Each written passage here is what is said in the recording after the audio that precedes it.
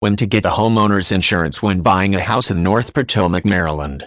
It's your business and your livelihood as well as an investment and an asset, so it's simply not something you can leave to chance. Naturally, you'll need to ensure that the right sort of insurance is in place.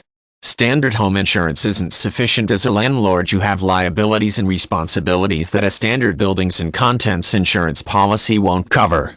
There are many variants of buy-to-let property insurance that will give you peace of mind, covering you for a range of outcomes to ensure that both your income and your investments are protected. Here is a short guide to help you ensure that you get the right level of cover at the right price. 1. Consider the kind of cover that's required.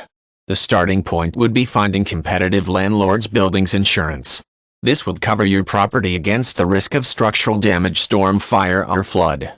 It might also cover you against accidental damage caused by tenants.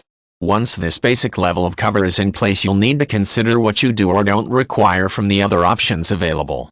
2. Contents insurance. If you are renting unfurnished, then you probably won't need this cover.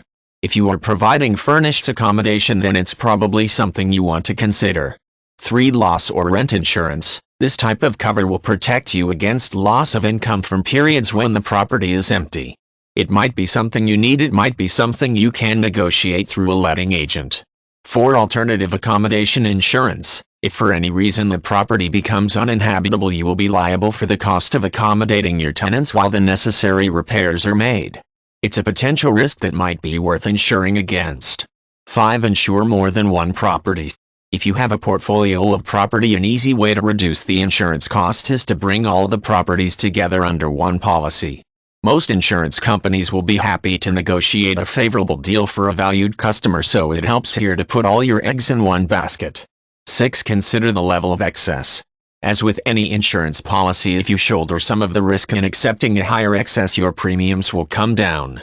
It's therefore worth giving serious thought to the level of excess you could reasonably afford to pay. If you have a contingency fund to deal with unforeseen emergencies, allocate some of this to your insurance excess. It could end up saving you money in the long term. 7. Finally, consider the quality of tenant. Professional, well-referenced tenants will bring lower premiums as a rule, so it's well worth being selective in who you choose to rent your property to. Buy-to-let property insurance doesn't have to cost the earth. Taking a few sensible steps can help to significantly reduce the costs of your buy-to-let insurance.